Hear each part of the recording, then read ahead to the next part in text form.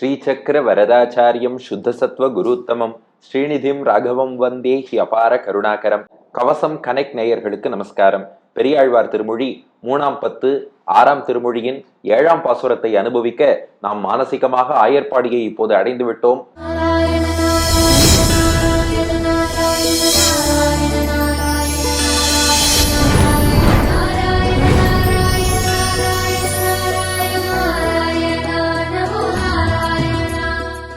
நாம் வீட்டிலோ அலுவலகத்திலோ ஊர்தியிலோ இப்போது இல்லை. லேப்டாப் முன்னாடியோ மொபைல் முன்னாடியோ டிவி முன்னாடியோ இல்லை. நாம் இப்போது ஆயர்பாடியில் கண்ணனுடைய இனிமையான குழலோசையை கேட்டுக்கொண்டிருக்கிறோம். ஒவ்வொரு பாட்டிலும் பெரியாழ்வார் முதல் 2 அடிகள்ல எப்பேற்பட்ட கண்ணன் குழல் ஊதினான் என்பதை வர்ணித்து அடுத்த 2 அடிகள்ல அந்த குழலோசையால் ஏற்பட்ட மாறுதல்களையும் விளக்கி அற்புதமாக பாடி வருகிறார். அந்த வரிசையில 7ஆவது பாசுரம், தேவர்கள்லாம் என்ன செய்தார்கள். இதுவரை என்னென்ன பார்த்துட்டோம்? ஆயர்குல பெண்கள் என்ன பண்ணா, அப்புறம் அப்சரஸ் பெண்கள் என்ன செய்தார்கள், தேவ ரிஷிகள் என்ன செய்தார்கள், எல்லாம் பார்த்துன்னு வந்தோம். இப்ப தேவர்களுக்கு என்ன மாறுதல் ஏற்பட்டது அதை சொல்வதுதான் 7ஆவது பாசுரம். வாருங்கள் அனுபவிப்போம். புவியுள் நான் கண்டது ஓர் அற்புதம் கேளீர், பூணி மேய்க்கும் இளம் கோவலர் கூட்டத்து அவையுள் நாகத்தணையான் குழலூத அமரலோகத்து அளவும் சென்று இசைப்ப, அவி உணா மறந்து வானவரெல்லாம் ஆயர்பாடி நிறைய புகுந்து ஈண்டி செவியுள் நாவின் சுவை கொண்டு மகிழ்ந்து கோவிந்தனை தொடர்ந்து என்றும் விடாரே.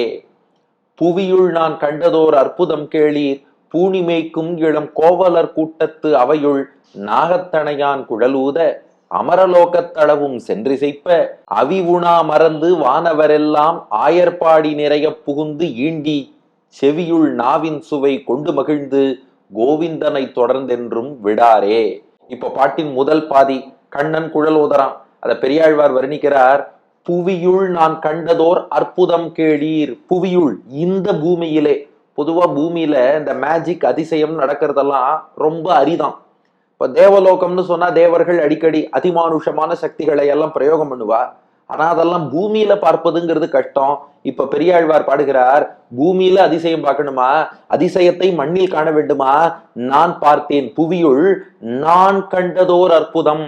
இது ஏன் நான் கண்டதுங்கிறார்னா, பூமியில சில பேர் செவி வழி செய்தியா சொல்லுவாளாம். இது அழகா வியாக்கியானத்துல மாமுனிகள் காட்டுறார். இந்த இடத்துல இப்படி ஒரு அற்புதம் நடந்தது, அந்த இடத்தில் அற்புதம் நடந்தது, காதால கேட்டிருப்போம். ஆனா நாமே சந்தேகப்படுவோம், என்னப்பா இது, அவாவா புத்தகத்துல அதிசயம்னு எழுதி வைக்கிறா, கதை சொல்லும் போது சொல்றா, நம்ம கண்ணுக்கு எதிரே அந்த அற்புதம் நடக்கலையே, நம்ம கண்ணுக்கு எதிரே அதிசயம் நடக்கலையே, என்னால பார்க்க முடியலையே, யோசிப்போம் இல்லையா? இப்ப பெரியாழ்வார் சொல்றாராம், அப்படி நினைக்காதீங்கோ, நானே உண்மையாக கண்டேன், பிரத்யட்சமாக கண்டேன், என் 2 கண்களால் கண்டேன். ஏன்னா பகவான் அவர் அப்படியே ஆயர்பாடிக்கே மானசீகமாக கொண்டு போய் அவன் குழலூதும் போது என்ன நடந்ததோ அதை பெரியாழ்வாருடைய ஞான கண்ணுக்கு உணர்த்திட்டான். அதனாலதான் புவியுள், இந்த பூமியிலே நான் கண்டதோர் அற்புதம், நான் பிரத்யட்சமாக அதை பார்த்தேன். யாரோ சொல்லி கேட்கல, புத்தகத்தை படிக்கல, நான் கண்டதோர் அற்புதம், நானே கண்ணால பார்த்தேன். கேளீர், உங்களோடும் பகிர்ந்து கொள்கிறேன், கேளுங்கள். சரி, என்ன அற்புதம்னு கேட்டோம். பூணி மேய்க்கும் இளம் கோவலர் கூட்டத்து அவையுள். மாடு மேய்க்கிற ஆயர் சிறுவர்கள் அவ கூட்டத்துக்கு மத்தியில ஒரு குழந்தைய பார்த்தேன். பூணி என்றால் பசுமாடுகள்னு அர்த்தம். பூணி தொழுவினில் புக்கு புழுதி அடைந்த பொன்மேனின்னு பாசுரம் வரதோ இல்லையோ. தொழுனா தொழுவம், பூணி தொழுனா மாட்டு தொழுவம்னு அர்த்தம். அதனால பூணி மேய்க்கும்னா பசுமாடுகள் மேய்க்கக்கூடிய இளம் கோவலர். கோவலர்னா கோபாலர், இடையர், மாடு மேய்ப்பவர். இளம் கோவலர்னா ஆயர் சிறுவர்கள்னு அர்த்தம். கூட்டத்து, அந்த கூட்டமாய் இருக்கும் அந்த சிறுவர்கள் நிறைந்த அவையுள், அவைனா சபைன்னு அர்த்தம். நம்ம சொல்றோம் இல்லையா, அவைக்கு வணக்கம். அவை அப்படின்னா ஒரு சபை, ஒரு கான்ஃபரன்ஸ், பல பேர் கூடி இருக்கக்கூடிய இடம், கூட்டம்னு அர்த்தம். பூணிமேய்க்கும் இளம் கோவலர் கூட்டத்து அவையுள், ஆயர் சிறுவர்கள் எல்லாம் கூடியிருக்கும் சபை. இந்த இடத்துல சபைனா உடனே மேடை போட்டு கூடியிருக்கான்னு அர்த்தம் இல்ல. மாடுகள் எல்லாம் மேய விட்டுட்டு அவெல்லாம் ஒரு இடத்துல அமர்ந்து இருக்கிறார்கள். அந்த இடத்தில் நாகத்தணையான் குழலூத. இப்ப முதல் அதிசயம் பெரியாழ்வார் வர்ணிக்க ஆரம்பிக்கிறார். முதல் அதிசயம் என்னன்னா, நாகத்து, நாகமாகிய ஆதிசேஷனை அணையான், அணைனா படுக்கை, ஆதிசேஷனை படுக்கையா கொண்ட பெருமாள் இருக்காரு, அவர் இவ மத்தியில.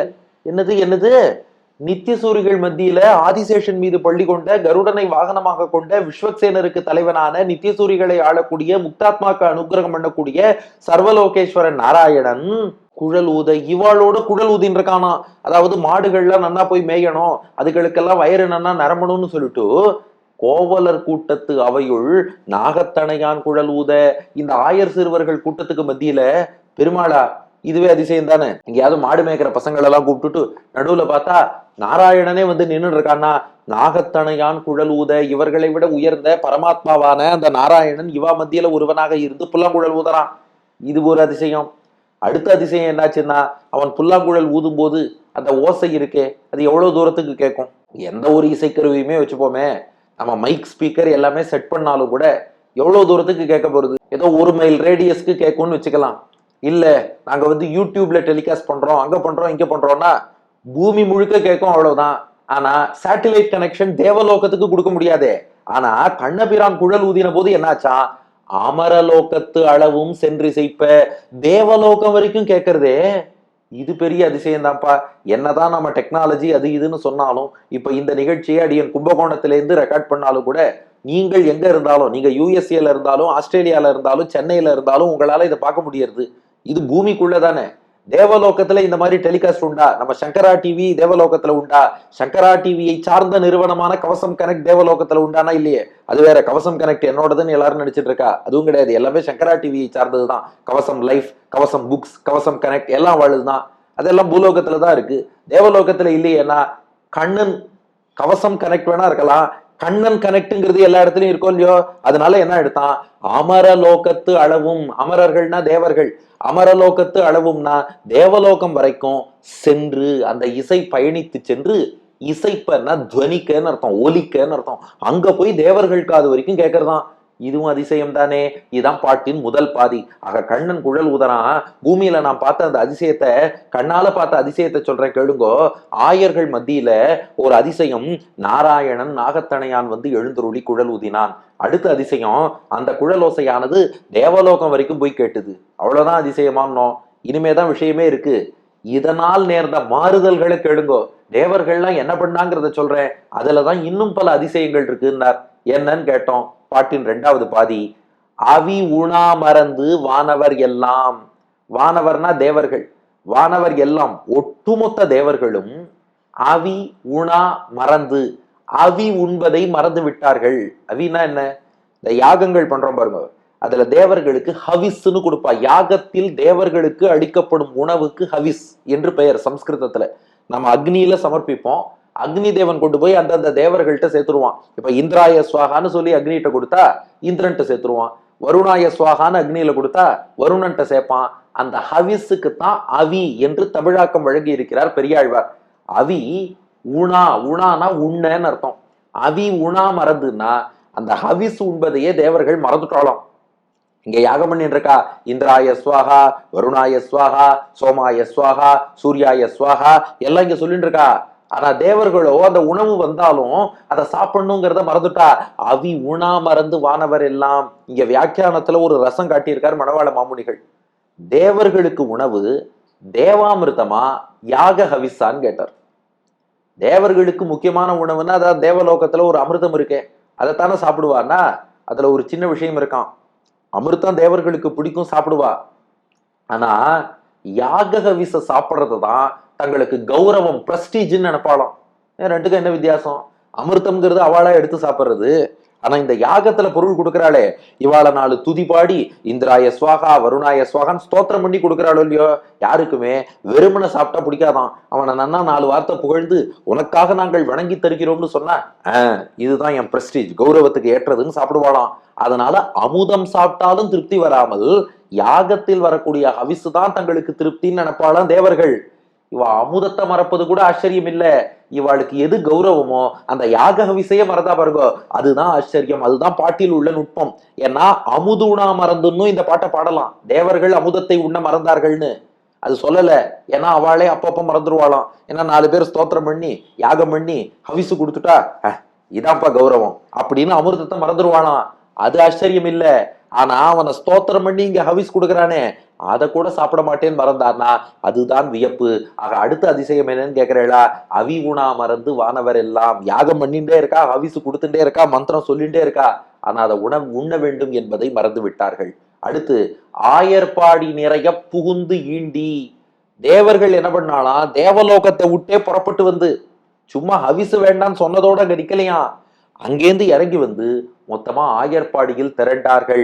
ஆயர்பாடி நிறைய, ஆயர்பாடியே நிறையும்படியாக, மொத்தமா அதை நிரப்பும்படியாக புகுந்து ஆயர்பாடியில் வந்து நுழைந்து ஈண்டி, ஈண்டினா திரண்டுன்னு அர்த்தம், கூட்டம் கூட்டமா வந்து நின்னுட்டா. இதுல என்ன அதிசயம் இருக்குன்னு கேட்டோம். சரி, இப்போ ஹவிசு சாப்பிடலன்னா அதிசயம் புரிஞ்சுட்டோம். ஆயர்பாடிக்கு வந்தது என்ன அதிசயம்னா, மாமுனிகள் வியாக்கியானம் பண்ணார், தேவர்கள் தங்கள் பாதம் பூமியில படக்கூடாதுன்னு நினைப்பாலும், நம்ம யாகமே பண்ணாலும் அக்னி கொண்டு போய் தேவர்கள்ட்ட சமர்ப்பிக்கிறானே ஒழிய தரையில கால் படும்படியாக தேவர்கள் இறங்கி வரமாட்டா. ஆனா அந்த தேவர்களும் கண்ணனுடைய குழலோசையை கேட்டதும் இந்த மண்ணை மிதிப்பது நமக்கு பெரிய பாக்கியம்னு சொல்லி அந்த ஆயர்பாடிக்கு அத்தனை தேவர்களும் வந்து நின்றார்கள். ஆயர்பாடி நிறைய புகுந்து ஈண்டி, அந்த மண் நிறையும்படியாக தேவர்கள் வந்து அங்கே திரளாக நின்றார்கள். இது அதிசயம். அதுக்கு அடுத்த அதிசயம் என்னன்னா, செவியுள் நாவின் சுவை கொண்டு மகிழ்ந்து. செவி, காது இருக்கு பாருங்க, செவினா காதுன்னு அர்த்தம். செவி உள்நாவின் சுவை, காதுல ஒரு உள்நாக்கு இருக்கான். செவி உள்நாவின், காதுக்குள்ள இருக்கிற அந்த நாக்குல இன்சுவை இப்படி பிரிச்சுக்கலாம். செவி உள்நா இன்சுவை, செவியுள் நாவின் சுவை அப்படின்னு பிரிக்கலாம். செவி உள்நா இன்சுவை மாமுனிகள் அப்படி பிரிச்சு காட்டுறார். செவி காதிலே, உள்நா உள்ளுக்குள்ள ஒரு நாக்கு, அந்த நாக்குல இன்சுவை, இந்த பாட்டினுடைய கண்ணன் குழலோசையினுடைய இனிமையான சுவையை கொண்டு உள்வாங்கி கொண்டு மகிழ்ந்து சந்தோஷப்பட்டார்கள். செவி தங்கள் காதுகளிலே, உள்நா உள்ளிருக்கக்கூடிய நாக்கிலே, இன்சுவை கண்ணனுடைய குழலோசையின் இனிமையான சுவையை கொண்டு மகிழ்ந்து உள்வாங்கி கொண்டு சந்தோஷப்பட்டா. இங்க மாமுனிகள் வியாக்கியானத்துல கேள்வி கேட்டார், இங்க காதுக்குள்ள நாக்கு இருக்குமான்னார். வாய்க்குள்ளதான நாக்கு இருக்கும், காதுக்குள்ள நாக்கு இருக்குமான்னா அதுக்கு ரெண்டு விதமான அர்த்தம் மாமுனிகளே அழகா காட்டுறார். முதல் அர்த்தம் என்னன்னா, காதுல நாக்குன்னா லிட்டரலா நாக்குன்னு புரிஞ்சுக்க கூடாது. நாக்குன்னா சுவைப்பதுன்னு அர்த்தம். இப்போ வாய்க்குள்ள ஒரு பண்டம் போட்டுக்கிறோம்னா நாக்கால சுவைக்கிறோம், காதுக்குள் ஒரு இசை வந்தாலும் அதை சுவைக்கிறோம் அல்லவா, அந்த சுவைக்கும் தன்மையை தான் இங்க நாக்குன்னு பெரியாழ்வார் குறிப்பிடுகிறார்னு புரிஞ்சுக்கணும். ரெண்டாவது அர்த்தம் அழகா காமிச்சார். இல்ல, காதுக்குள்ளேயே ஒரு நாக்கு இருக்கு, அது இந்த நாக்கு மாதிரி இல்ல, இந்த நாக்கு உணவுப் பொருளை சுவைக்கும். காதுக்குள் இருக்கும் நாக்கு இருக்கே, அது என்ன பண்ணுமா, நல்ல விஷயங்களை எல்லாம் சுவைக்குமா. இதுக்கு என்ன பிரமாணம்னா, மணவாள மாமுனிகள் திருக்குறளை மேற்கோள் காட்டுறார். பாருங்க, நம்ம ஆச்சாரியர்களுக்கு எல்லாம் திருக்குறள் நன்னா தெரியும். மணவாள மாமுனிகள் இந்த வியாக்கியானத்துல ஒரு திருக்குறளை மேற்கோள் காட்டுறார். எல்லாருக்கும் தெரிஞ்ச குறள் தான். செவிக்கு உணவில்லாத போது சிறிது வயிற்றுக்கும் இயப்படும் என்றானிரே. திருவள்ளுவன் சொல்லியிருக்கான், போய் படிங்கோன்னர். செவிக்கு உணவில்லாத போதுன்னு வள்ளுவர் சொல்றாரு இல்லையோ. உணவுன்னா எங்க வாய்க்குள்ளதானே போடுவோம், காதுக்குள்ளையா சேர்ப்போம். ஆனா வள்ளுவர் செவிக்கு உணவுன்னு ஏன் சொல்றாருன்னா, அப்ப காதுக்குள்ளேயும் ஒரு நாக்கு இருக்கு, அதுக்கு உணவாக எது இருக்குன்னா நாம் கேட்கக்கூடிய நல்ல விஷயங்கள் இருக்கு. அதனாலதான் செவி உள்னா இன்சுவை கொண்டு மகிழ்ந்து. அப்ப இதுவும் அதிசயம் தானே. காதுக்குள்ள ஒரு நாக்கு வச்சு டெஸ்ட் பண்ணியிருக்கா, கண்ணனுடைய குழலோசையை ரசிச்சிருக்கான்னா இதுவும் அதிசயம் தானே. அதற்கு மேல என்ன அதிசயம்னா, கோவிந்தனை தொடர்ந்து என்றும் விடாரே. வள்ள என்ன பண்ணிட்டாலாம், கிருஷ்ணன் மாடு பின்னாடி போயிட்டு இருக்கான், தேவர்கள்லாம் கிருஷ்ணன் பின்னாடி போக ஆரம்பிச்சுட்டாலாம். கோவிந்தனை, கோனா பசு, கோவிந்தன்னா மாடு மேய்ப்பவன், அந்த கோவிந்தனை மாடு மேய்ச்சின்னு போற கிருஷ்ணனை தொடர்ந்து இவாளும் அப்படியே பின்தொடர்ந்து போயிட்டே இருக்கா. என்றும் விடாரே, என்னைக்கும் விட்டுட்டு வரமாட்டோம்னு பின்தொடர்ந்து போறா. இது எவ்வளவு பெரிய அதிசயம். ஏன்னா இந்த தேவர்களுக்கு புலனடக்கமே கிடையாது. ஏதோ என்னென்ன விஷயங்களை பாக்குறாளோ எல்லாத்திலையும் மயங்கிடுவா. ஆனா அது எல்லாத்துல இருந்தும் புலன்களை இழுத்து பிடிச்சு மனசையும் அடக்கி கண்ணன் பின்னாடி போகணும்னு போறான்னா இது எவ்வளவு பெரிய அதிசயம். இந்த பாட்டுக்கு மட்டும் வியாக்கியானத்துல மணவாள மாமுனிகள் ஒரு சம்மரி கொடுத்துட்டார். ஏன்னா ஏற்கனவே முதல் பாட்டில் அதிசயம்னு சொன்ன பெரியாழ்வார் மீண்டும் 7ஆம் பாட்டுல அதிசயம்னு சொல்றாருன்னா அதுல ஒரு சில அற்புதங்கள் அதிசயங்கள் இருக்கணும் இல்லையா. என்னன்னு அழகா சம்மரைஸ் பண்றாரு பாருங்க. சர்வஸ்மாத் பரனானவன் கோபசங்க மத்தியத்திலே சத் சஜாத்தியனாய் இன்று குழலூதுகையும். முதல் அதிசயம், ஆதிசேஷன்ல பள்ளி கொண்ட பெருமாள் ஆயர் சிறுவர்கள் மத்தியில நின்று குழல் ஊதினானே, இது முதல் அதிசயம். அந்த குழலோசை தேவலோகத்தளவும் செல்லுகையும். அதாவது கவசம் கனெக்டே இல்லாத போது கண்ணன் கனெக்ட் மூலமாக அது தேவலோகம் வரைக்கும் போய் ஒலிச்சுதே, அது 2வது அதிசயம். 3 அதை கேட்டு தேவர்கள் எல்லாரும் தாங்கள் விரும்பியிருக்கும் ஹவிர்போஜனத்தை மறக்கையும். தங்களுக்கு ரொம்ப பிடிச்சமான யாக ஹவிஸ சாப்பிடணுங்கிறத கூட தேவர்கள் மறந்தாலே இது 3வது அதிசயம். அவ்வளவன்றிக்கே மனுஷ்யகந்தம் பொறாதவர்கள் கோபஸ்ரேணியிலே வந்து திரளுகையும். மனிதர்கள் வாசனையே பிடிக்காதுன்னு சொல்ற தேவர்கள் ஆயர்கள் மத்தியில வந்து நின்றாளே, பூமியில் கால்படும்படி நின்றாளே, இது 4வது அதிசயம். இந்த குழலோசையினுடைய ரசத்தை புஜித்து ஆனந்திகளாய்கொண்டு இவனை விடாதே பின்பற்றி திரிகையுமாகிற இவையெல்லாம் அகடிதங்களாகையாலும். அவன் வந்து அந்த காதுக்குள்ள ஒரு நாக்கு மூலமாக இதை ரசிப்பதும், இதை ரசிக்காம இருக்க முடியாதுன்னு கண்ணன் பின்னாடியே போறதும், இதெல்லாம் சாத்தியம் இல்லையேன்னோ. அதுக்கு முன்பு இந்த லோகத்தில் கண்டறியாமையாலும் இரே புவியுள் நான் கண்டதோர் அற்புதம் கேளீர் என்று அருளி செய்தது. சாத்தியம் இல்லாம இருக்கலாம், ஆனா பகவான் நினைச்சா எந்த அற்புதமும் செய்வான். அதனாலதான் இந்த பாட்டை புவியுள் நான் கண்டது ஓர் அற்புதம் கேளீர் பூணி மேய்க்கும் இளம் கோவலர் கூட்டத்து அவையுள் நாகத்தணையான் குழலூத அமரலோகத்து அளவும் சென்று இசைப்ப அவி உணா மறந்து வானவரெல்லாம் ஆயர்பாடி நிறைய புகுந்து ஈண்டி செவியுள் நாவின் சுவை கொண்டு மகிழ்ந்து கோவிந்தனை தொடர்ந்து என்றும் விடாரே. புவியுள் நான் கண்டதோர் அற்புதம் கேளீர் பூணிமேய்க்கும் இளம் கோவலர் கூட்டத்து அவையுள் நாகத்தணையான் குழலூத அமரலோகத்தளவும் சென்றிசைப்ப அவி உணா மறந்து வானவரெல்லாம் ஆயர்பாடி நிறைய புகுந்து ஈண்டி செவியுள் நாவின் சுவை கொண்டு மகிழ்ந்து கோவிந்தனை தொடர்ந்தென்றும் விடாரே. பூமியிலே நான் கண்ட ஒரு அற்புதத்தை சொல்கிறேன் கேளுங்கள். மாடு மேய்க்கும் சிறுவர்களுக்கு மத்தியிலே ஆதிசேஷன்ல பள்ளிகொண்டைய பெருமான் குழலூத அது தேவலோகம் வரை போய் ஒலிக்க அவர்கள் அவி உண்ண வேண்டும் என்பதையும் மறந்து எல்லாரும் ஆயர்பாடி வரைக்கும் ஒன்று சேர்ந்து வந்து கூடி நிற்க செவியின் மூலமாக அந்த இனிமையான இசையை அவர்கள் சுவைத்து மகிழ கோவிந்தன் பின்தொடர்ந்து தேவர்கள் செல்ல அத்தனையும் அதிசயம் அதிசயம் அதிசயம் என்பது 7வது பாசுரம். அடியன் வழங்கும் ஆங்கில வடிவம். O people, please listen to the wonder which I have seen on this earth. Amidst the cowherd boys, our Lord who reclines on the serpent as he started playing his flute, and as the sound of the flute reached the heavens, all devas forgot their food which comes from yajnas, and they came down to the cowherd village and assembled there. They tasted the beautiful music of Lord Krishna with their ears and started following Govinda wherever he went என்பது இதற்கான ஆங்கில வடிவம். இனி இதற்கு அடுத்த பாசுரம் பாருங்க. பெரியாழ்வார் அடுத்தடுத்து அழகா கட்டமைச்சுட்டே போறார். இப்படியே சாமான்யமா கோபிகைகள்டேந்து ஆரம்பிச்சு தேவர்கள் வரைக்கும் போனார். மிருகங்கள்லாம் என்ன பண்ணித்து? கண்ணன் புல்லாங்குழல் ஊதினான். அப்ப மயில் என்ன பண்ணித்து? மாடு என்ன பண்ணித்து? பறவைகள் என்ன பண்ணித்து? இந்த கேள்வி வரும் இல்லையா? அதைத்தான் அடுத்த பாட்டில் வர்ணிக்கப் போகிறார். அடுத்த பகுதியில் காண்போம். பெரியாழ்வார் திருவடிகளே சரணம்.